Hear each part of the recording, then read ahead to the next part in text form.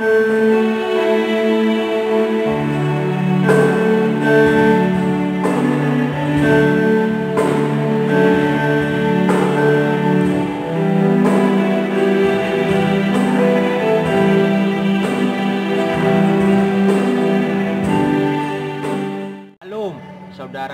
Bapak Ibu yang dikasihi dalam nama Tuhan, selamat pagi.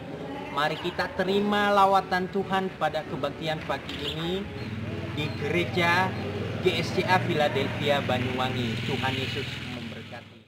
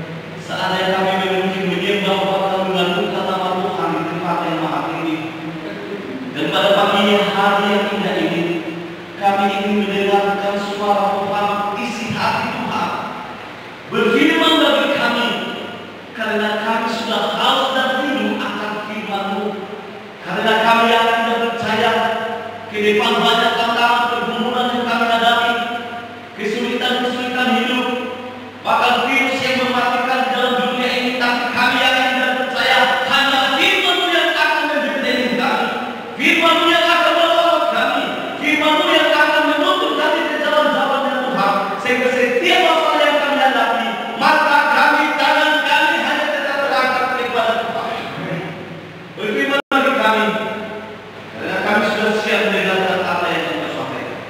Demi nama Tuhan Yesus yang hidup, kami sudah berdoa dan mengucap syukur kepada Tuhan. Haleluya, kita sama-sama mengatakan. Sesi yang ketiga, ini adalah sesi yang terakhir tentang satu tokoh dalam kebenaran firman Tuhan adalah Naaman, ya. Dan tema yang sama, yaitu masih ada Tuhan. Ini adalah tema yang sangat sederhana sekali, tapi kalau kita imani tema ini, maka akan terjadi sesuatu dalam setiap kehidupan dan saya. Mari kita buka satu kebenaran firman Tuhan, satu ayat saja buat perlindungan kita pada pagi ini. Di dalam 2 Raja-Raja 5 ayat yang ke-15. 2 Raja-Raja 5 ayat yang ke-15. Sudah dapat semuanya? Sudah dapat Bapak Ibu? 2 Raja-Raja 5 ayat yang ke-15. Sudah dapat ya? Oke. Kita membaca dalam hitungan yang ketiga. 3, 2, 1. Kemudian kembalilah ia dengan seluruh pasukannya kepada api Allah itu. Setelah sampai tampil ia ke depan Elisa dan berkata, sekarang aku tahu bahwa di seluruh bumi tidak ada Allah kecuali Israel. Karena itu terimalah kiranya suatu pemberian dari hambamu ini. Bapak Ibu yang terkasih dalam nama Yesus Kristus, dari sesi pertama, sesi kedua, dan ini adalah sesi yang ketiga, kita lihat bagaimana peristiwa Naaman. Kesembuhan Naaman itu dimulai dari anak kecil yang ditawan oleh orang-orang Arab. Anak kecil ini dia beranikan ngomong kepada istri panglima dan mengatakan, suruh tuanku Naaman, karena Naaman pada saat itu sudah mengalami penyakit yang mematikan dan tidak ada obatnya. Selain Tuhan sendiri akan turun tangan dan menyembuhkan Naaman. Penyakit kusta, saudara yang terkasih, perempuan yang kecil ini dia memberanikan diri untuk ngomong kepada siapa? Kepada istri Naaman. Dan dia mengatakan, suruh tuanmu pergi ke Samaria, ke Israel. Ada seorang nabi di sana. Nabi itu sanggup menyembuhkan. Saudara yang terkasih, ketika Naaman pergi, seorang panglima pasti ada prajuritnya di bawahnya. Dia pergi ke rumah Elisa. Setelah sampai di rumah Elisa, Elisa tidak datang menjumpai dia, tapi Elisa nyuruh siapa? Bujangnya perempuan muda, sangat kecewa sekali pasti siapa? Naaman. Lalu bujangnya mengatakan begini, Tuanku menyuruh supaya kamu pergi membenamkan dirimu di sungai Yordan 7 kali.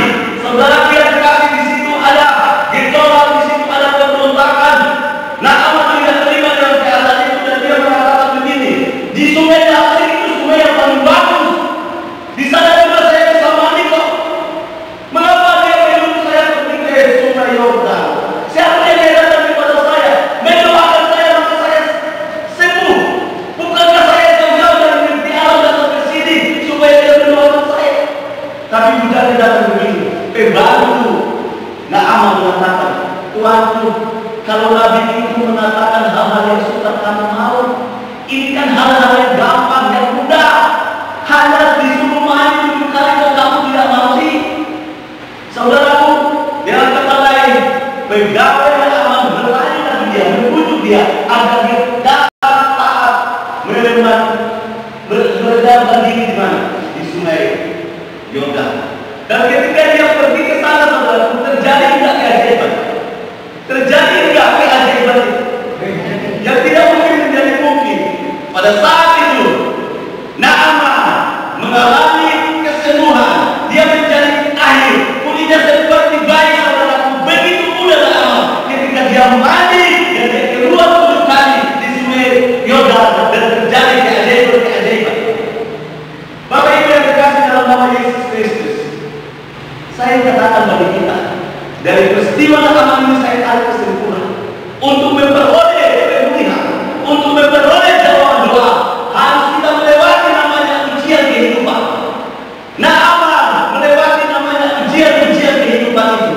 Sehingga ketika dia melewati, dia tahu walaupun ada gejolak dalam hatinya, tapi dia tetap taat, maka terjadi keajaiban. Tuhan menyembuhkan dia.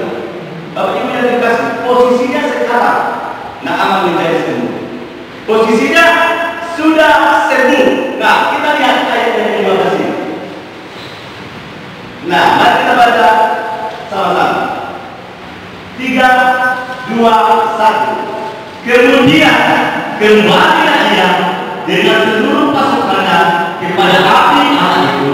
Setelah sampai, tampil ia ke depan Elisa dan berkata, sekarang aku tahu bahwa di seluruh bumi tidak ada Allah lain kecuali Allah Israel. Saudara yang terkasih, ketika dia melayani Tuhan, ketika dia memperoleh kemuliaan kesetuan yang sangat luar biasa, maka dia memproklamasikan ada Tuhan di Israel, masih ada Tuhan yang satu menolong, yang satu memberkati, yang satu menuntun ke dalam jalan. Bagi kita, setiap orang yang percaya, kita harus mengalami Tuhan dalam hidup ini. Amin.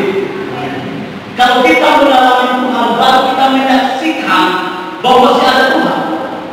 Bagaimana kita menyaksikan masih ada Tuhan kalau kita belum mengalami Tuhan di dalam hidup ini?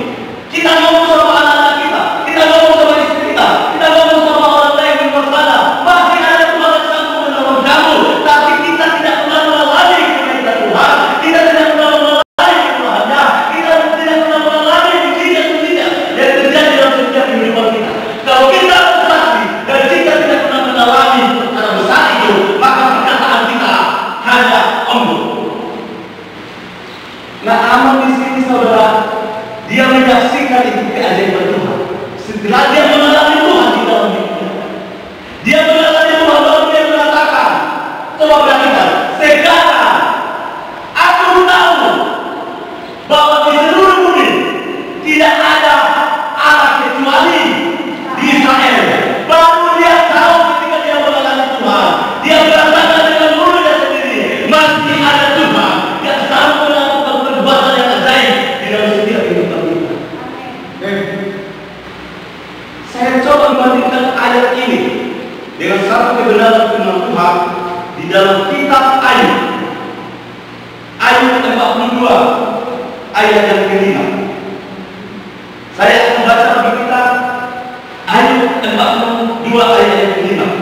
Hanya dari kata orang saja aku mendengar tentang engkau, tetapi sekarang mataku sendiri memandang engkau. Kita sudah tahu semuanya kisah Ayub.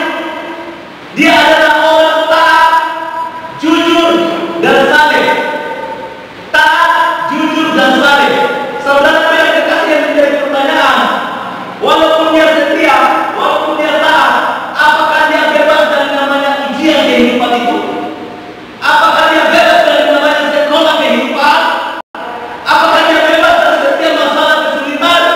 Tidak ada duanya dalam kitab firman Tuhan bahwa Ayub itu adalah orang yang paling setia kepada Tuhan. Itu berarti dia juga tidak terlepas dari namanya kesulitan hidup. Coba perhatikan, Tuhan memuji dia dengan berbagai masalah-masalah kehidupan. Yang pertama, anak-anaknya 10 mati. Yang kedua, kambing domba semuanya mati. Yang ketiga apa? Dia mengalami penyakit yang sangat mematikan juga, saudara. Penyakit borok di seluruh tubuhnya. Dia ambil milik dia gagal itu boroknya karena gatal dan sekali. Dan yang keempat, istrinya mengatakan, ini parah juga istri ini. Waktu kaya atau saya, waktu air tidak ada uang atau di tenda. Tapi perempuan jangan begitu sini ya. Nggak boleh begitu. Suami punya uang apa tetap saya. Ya, suami tidak uang apa tetap saya. Jangan seperti istri Ayub yang mengatakan, kamu Ayub mati aja kamu. Jadi parah. Untuk dalam alam itu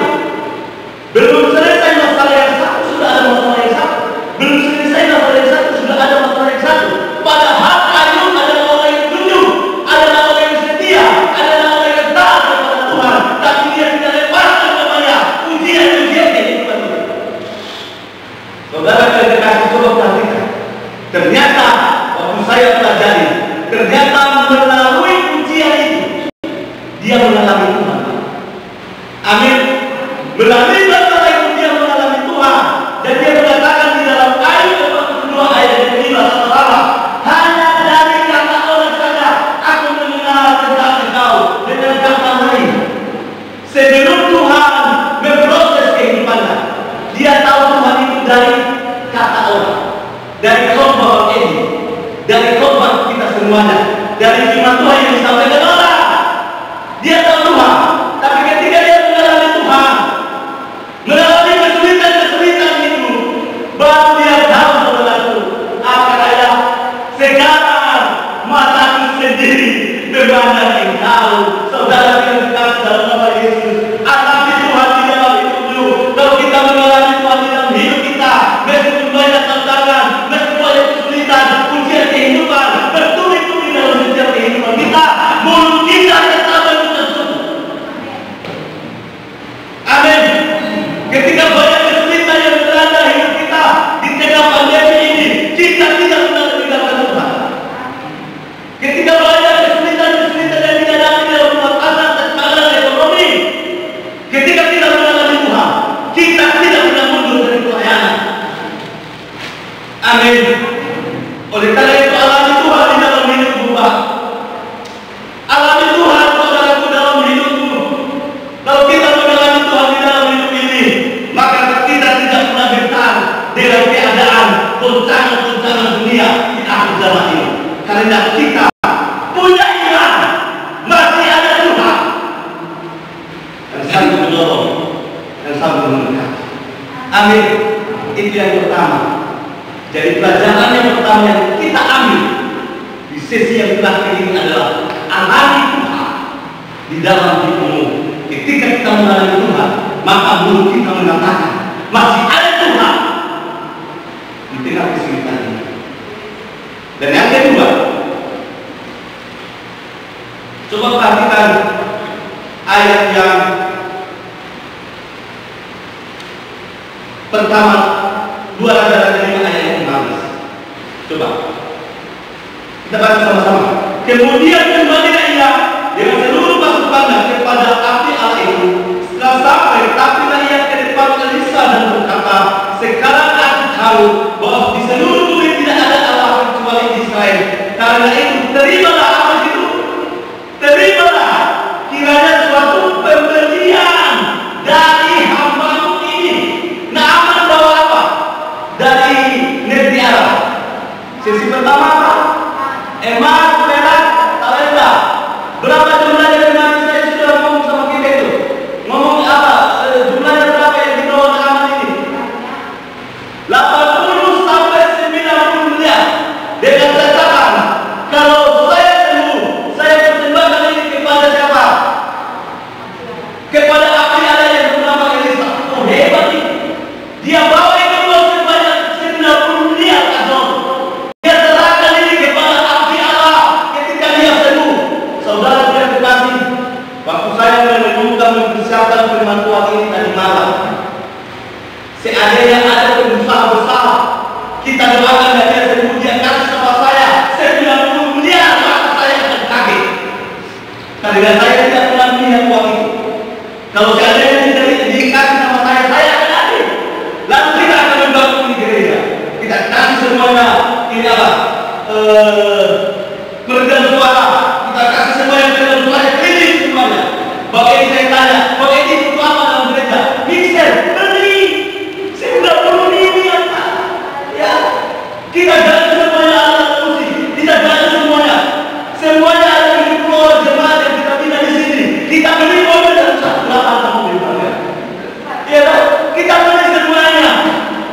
Mungkin ini hanya mimpi, tapi kita mempunyai iman. Ibrani 11 ayat 1. Iman adalah dasar segala sesuatu yang kita harapkan dan bukti dari segala sesuatu yang tidak kita lihat. Ibrani 11 ayat 6. Tanpa iman kita tidak mungkin berdekat kepada Tuhan. Iman saja. Karena hidup orang Kristen bukan karena melihat, tapi karena percaya. Amin. Akan terjadi keajaiban dalam gereja ini. Akan terjadi mujizat di dalam rumah tangga kita. Akan terjadi sesuatu yang Tuhan kerjakan di dalam setiap apa yang kita lakukan. Asalkan kita mempunyai iman. 90 juta kalau Yustina itu sama bisa sekali. Kalau seandainya itu dikasih di gereja kita, kita akan membangun teras, kita akan membangun pastori. Oh, haleluya. Tapi coba perhatikan. Tuhan mengubah paradigma saya di dalam pelayanan. Ternyata Tuhan mengubah paradigma kita di dalam hidup Tuhan. Ayat yang ke-16. Ayat yang ke-16. Diklik. 2 Raja-Raja 15. 2 Raja-Raja 5 ayat 15.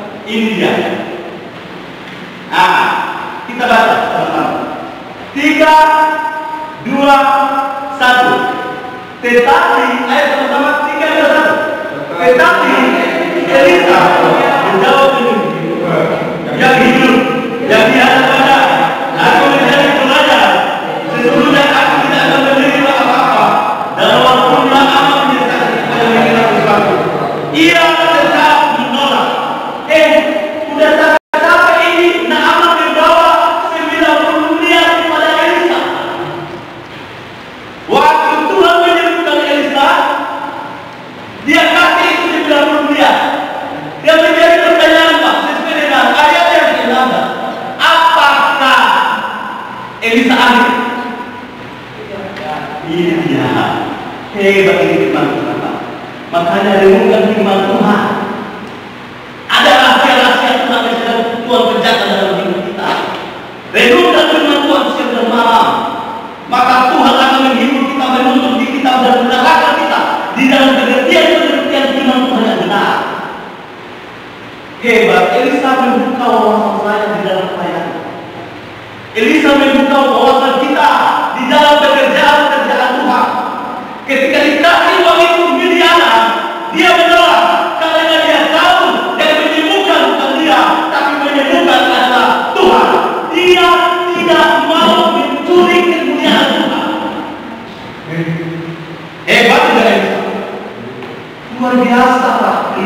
Bapak Ibu yang dikasih dalam nama Yesus Kristus, saya tarik kesimpulan di dalam firman Tuhan ini bahwa pelayanan tidak pernah diukur dengan uang. Pelayanan tidak pernah diukur dengan uang. Kalau Elisa mengukur pelayanan dengan uang, maka dia mengambil uang itu. Tapi Elisa tidak pernah mengukur pelayanan dengan uang, karena pelayanan itu dari hati kita. Luar biasa loh, hebat loh ini. Kita lihat sekarang hamba Tuhan, jangan di gereja sudah di mana, di luar sana. Coba kalau kita melihat foto mereka datang ke sini, berapa juta, Pak Pendeta, saya mau coba di gerejamu, sediakan 10 juta. Saya mau musik di gerejamu, sediakan satu bulan PK yang benar. Di gereja sudah terima kasih tidak ada, tapi di luar sana saya juga tidak tahu banyak peristiwa yang mereka menyukur semua pekerjaan Tuhan dengan uang. Allah tersedihnya kita. Hidup ini bukan karena ditentukan dengan uang, tapi hidup ini ditentukan oleh Tuhan itu. Kita memang membutuhkan uang, tapi uang bukan segala-galanya. Akar dan segala kejahatan adalah uang. Kita punya uang, kita tidak bisa membeli tidur yang nyenyak. Kita punya uang, kita tidak bisa membangun jembatan sampai ke surga. Kita punya uang, kita tidak bisa membeli kesehatan. Berarti uang bukan segala-galanya. Tuhan adalah segala-galanya buat kita semuanya. Maka Elisa tidak mau mengambil uang itu karena dia tahu ini pekerjaan Tuhan. Ketika saya melayani dalam hati saya, maka ada makanan minuman pasti akan Tuhan sediakan bagi saya. Saya selalu bersyukur buat hamba Tuhan yang melayani di tempat ini. Hebat. Gereja tidak memiliki emas dan perak untuk diberikan kepada saudara. Tapi saudara tidak mampu saudara untuk melayani Tuhan itu sangat luar biasa. Saya melihat pemain musik, saya melihat band, saya melihat singer, saya melihat semuanya kita yang sudah melayani Tuhan di tempat ini. Alangkah ajaibnya kita. Saudara yang terkasih, sesungguhnya apa yang kita bangun di tempat ini, kita akan berubah ini. Hamba Tuhan yang melayani di Mimbar, WLC yang melayani tanpa semuanya diganti, itu berarti saudaraku, uang bukan segala-galanya bagi kita, tapi Tuhan segala-galanya. Ada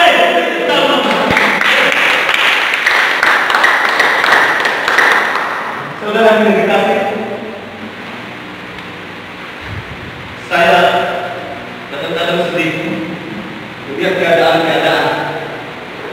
anak-anak Tuhan yang di sana. Kemarin kita masukkan mobil, dan itu sekali saya saksikan saudara, itu adalah keajaiban. Kalau kita panggil bengkel mobil 1 jam aja 75 menit, Pak. Mobil itu sekarang sudah hampir 1 bulan di tempat Mas Ari. Kita mendoakan istrinya sembuh. Ini cara-cara Tuhan. Bukan kita yang menyembuhkan, tapi cara Tuhan yang bekerja di dalamnya. Sehingga Pak Anu mengatakan begini, Pak Pendeta, saya tahu mobil gereja rusak tahu. Saya tidak tahu, kenapa dia tahu mobil gereja rusak. Diputar itu sendiri, saudara kita kasih hanya audiennya saja, kelasnya saja. Kita sudah mengeluarkan uang 600.000 kas gereja. Lalu kemarin saya katakan hanya audiennya saja. Lalu saya katakan berapa biaya mobil, dan dia mengatakan, Pak Pendeta, saya tidak mau mengambil karena ini adalah pelayanan Tuhan. Saya tahu dia membutuhkan uang, tapi dia mengatakan ini buat pekerjaan Tuhan. Saya mendirikan buat Tuhan. Dia tahu ketika dia melayani Tuhan, maka Tuhan yang bekerja di dalam rumah tangganya. Bapak Ibu yang terkasih, ketika kita pelayanan di Sawangan, itu hampir 3 jam saudara perjalanan pulang pergi. Hari Jumat kita pelayanan di sini. Hari Sabtu kita saya sama Pak Tony pelayanan di Sawangan, itu jauh 3 jam. Sampai di Sawangan, dalam tamu, kodoklah suara kodok maksudnya. Suara tikus, namanya kampung. Kita melayani, besoknya kita melayani, sorenya kita pulang dan melayani di tempat ini. Saya ingin katakan bagi kita, kalau saya mendukung pelayanan dengan uang, maka saya tidak mau sakit hati. Lebih saya bekerja. Tapi saya di dalam pelayanan saya memang hamba Tuhan membutuhkan uang. Kalau saya tidak punya uang, saya juga tidak bisa membeli bensin. Semuanya kita butuh uang. Tapi yang kita utamakan di dalam pekerjaan Tuhan adalah Tuhan, pelayanan Tuhan. Firman Tuhan mengatakan, apa yang kamu makan, apa yang kamu minum, apa yang kamu cari, yang kamu pakai, yang dicari oleh dunia ini, sesungguhnya Tuhan sedang menyediakan itu bagimu. Kalau kita mendahulukan pekerjaan Tuhan, maka semuanya akan Tuhan tambahkan bagimu. Dengan segenap hati kita mendahulukan Tuhan, mendahulukan pelayanan Tuhan. Dia tahu bagaimana dia memberkati saudara dan saya di tentang rumah Tuhan. Saudara terkasih, dan sampai hari ini orang-orang yang setia melayani Tuhan tidak pernah meminta-minta. Terus Tuhan memberkati, terus mengangkat dia, terus Tuhan pelihara dia. Tapi orang-orang yang punya motivasi dalam pekerjaan Tuhan, maka pelayanan kita menjadi dampak yang baik. Dan Tuhan tidak pernah memberkati orang. Hanya orang-orang dengan segenap hati melayani Tuhan. Dia tahu benar ada Tuhan yang memberkati dia. Haleluya. Elisa tidak ambil lagi.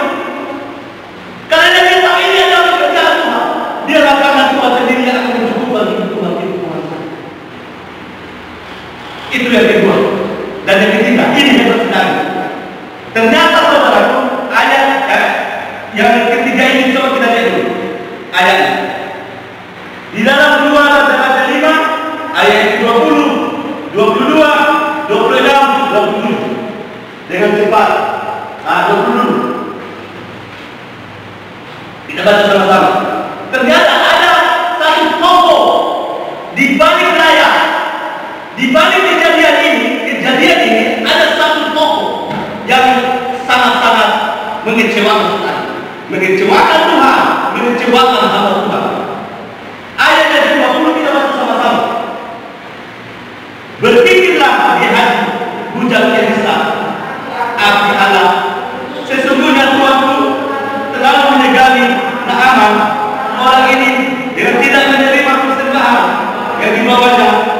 Demi Tuhan yang hidup, sesungguhnya aku akan berlari mengejar dia dan akan menerima sesuatu daripadanya.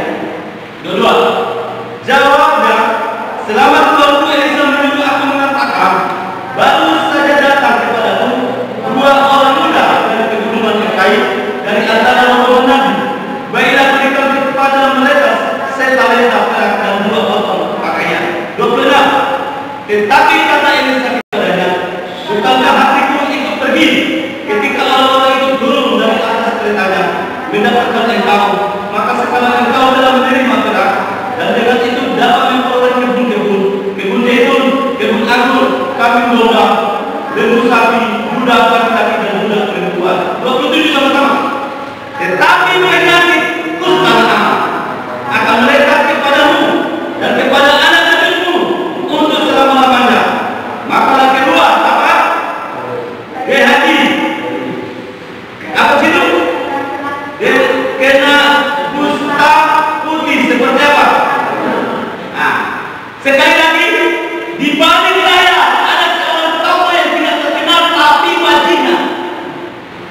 yang namanya Gehazi.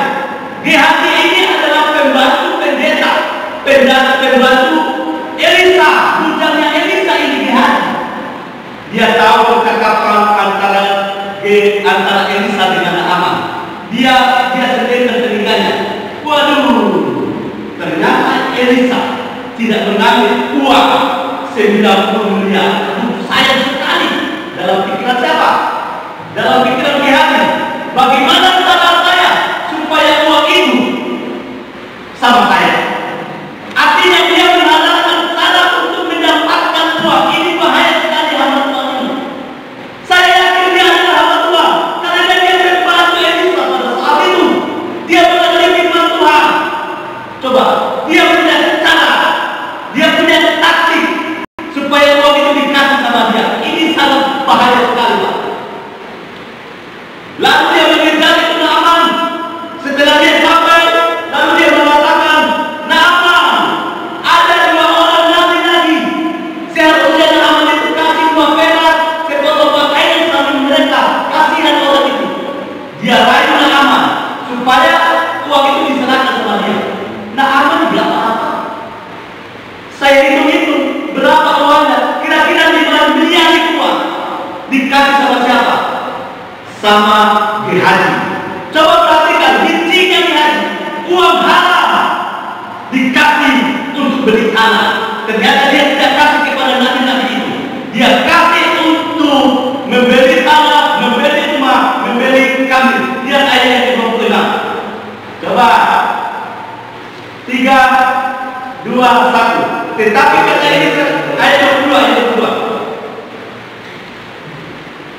Ayat yang 26, 32. Tetapi kata ini kepadanya, bukankah hatiku itu pergi ketika orang itu turun dari atas keretanya mendapatkan engkau, maka engkau sekarang telah menerima perak, dengan itu dapat memperoleh apa? Kebun-kebun, kebun zaitun, kebun anggur, kambing domba, lembu sapi, budak laki-laki, budak perempuan yang memiliki pembantu dari uang itu, dari uang jitu-jitu. Saudara yang terkasih, kita aplikasikan di akhir zaman ini. Keadaan ini semakin susah, Pak. Pandemi, banyak orang yang tidak makan di luar sana, banyak orang yang susah di luar sana. Tapi saya dengar pemerintah sekarang, saudara, mereka nyuplai orang-orang yang kelaparan. 1 bulan berapa? 600 ribu. 1 bulan 600 ribu. Ada beberapa jemaat yang sudah dapat, ya. Dan ada yang sedang saya perjuangkan supaya mereka dapat. Karena kita pengurus juga loh, makanya sedang saya perjuangkan. Ada beberapa orang saya perjuangkan supaya mereka mendapatkan itu. Saudara yang dikasih dalam nama Yesus Kristus, 600 ribu. Ada 1 kepala desa. Saya tidak menceritakan di mana dia berada, di mana dia bekerja. Coba, orang susah, pemerintah pusat kasih 600 ribu kepada orang ini. Lalu kepala desa memotong, Pak. Yang dapat kepada orang susah ini berapa? Bukan 600 ribu, tapi 150. Lalu orang susah ini dia terima, dia puji Tuhan.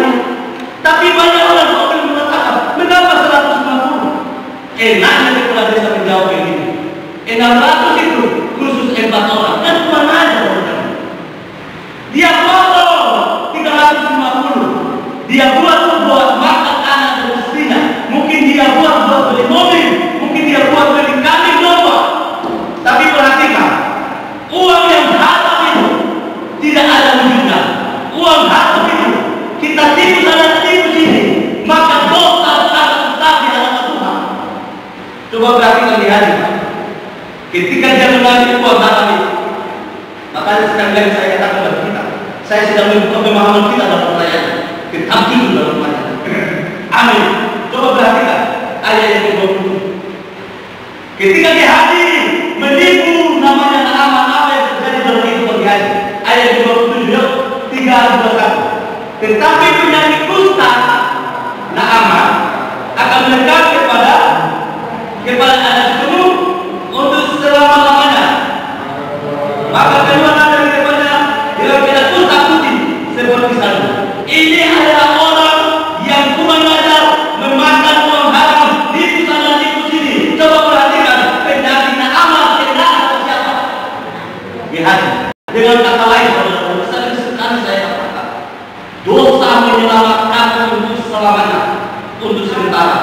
menghancurkan untuk selamanya. Sekali lagi, dosa menyelamatkan kita untuk sementara, tapi menghancurkan kita untuk selama-lamanya. Di hati menyelamatkan dia untuk sementara, dia bisa menyerubah, dia bisa menyebut kami lemah, dia bisa membantu dengan uang haram itu. Tapi dia tidak sadar kalau uang itu menghancurkan dia untuk selama-lamanya. Apa artinya uang yang dia terima? Ternyata anaknya tidak kusta, cucunya tidak kusta, dan selama-lamanya keturunan di haji akan mengalami dosa karena uang haram tersebut. Sekali kesimpulan ini, Pak Guru, jujur dalam berkata, amin, jujur dalam pekerjaan, jujur dalam rumah tangga.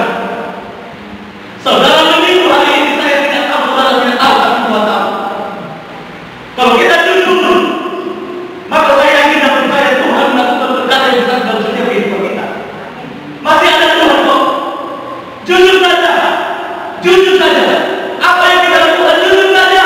Walaupun kita jujur, kadang-kadang kita ditolak, kadang-kadang kita dihina, tapi jujur berjalan bersama dengan Tuhan. Maka saya tidak percaya kemurahannya akan Tuhan terjaga dalam setiap kehidupan kita. Mari kita buka satu kebenaran firman Tuhan di dalam Bilangan 23 ayat 19. Saya akan baca bagi kita semuanya. Allah utus manusia sehingga ia berdusta. Sekali lagi, Allah utus manusia sehingga ia berdusta. Bukan Allah manusia sehingga ia menyesal. Masakan ia berfirman dan tidak melakukannya, atau berbicara dan tidak menikmatinya. Allah utus manusia sehingga ia berdusta. Masa ia berfirman tidak menikmatinya. Pegang janji Tuhan dalam setiap kehidupan kita. Ketika kita jujur di mana kita bekerja, ketika kita jujur di mana kita pelayanan, maka kasih anugerah Tuhan akan tetap menyertai setiap kehidupan kita. Amin. Saudara yang terkasih, saya katakan lagi, sampai hari ini Tuhan pelihara hidup saya. Tuhan pelihara rumah tangga saya. Karena semuanya kita terbuka. Walaupun persembahan hari ini hanya 50.000, saya tidak kasih sama tante yang sudah. Tante yang sudah ini catat, ini tulis. Karena suatu saat kita terguna membuat pekerjaan Tuhan. Kita memulaikan hal yang kecil. Saya tidak percaya ketika kita memulaikan itu dari hal yang kecil, maka Tuhan memberkati itu. Dan Tuhan akan nyatakan kuasanya dalam setiap kehidupan. Oleh karena itu sekali lagi, jangan kita seperti di hati kita bersama. Bahaya. Kita lihat sekarang orang-orang hebat, elit-elit politik, semuanya langsung bunuh karena mereka keturunan di haji. Tapi kalau kita ada Tuhan, kita harus mengatakan terima kasih Tuhan. Apapun yang Kau berikan bagi saya hari ini, saya akan mencukupkan apa yang ada bagi saya. Jangan iri kalau orang lain beli rumah, jangan iri kalau orang lain beli mobil, jangan iri kalau orang lain beli sepeda motor, jangan iri kalau orang lain membangun rumahnya. Jangan iri, karena kita semuanya punya kapasitas masing-masing. Amin. Percaya kepada Tuhan, masih ada Tuhan. Beri tepuk tangan Tuhan. Biarlah kebenaran yang saya katakan ini menjadi kekuatan baru dalam setiap kehidupan kita. Amin. Bapak, begitu ajaib Tuhan lewat pemberitaan firman pada pagi hari ini. Kami percaya Bapak masih ada Engkau. Masih ada Engkau harapan kami. Engkau selalu ada setiap saat. Engkau melalui firman-Mu, Engkau menguatkan setiap kami. Coba kasih Bapak ini dan jemaat di mana saja. Terima kasih Bapak, terima kasih. Engkau pakai bibir hamba-Mu sehingga mereka bisa diberkati melalui pemberitaan firman, dan kaya hamba-Mu ini semakin hari semakin diberkati dan semakin luar biasa untuk pemberitaan firman. Terima kasih Bapak.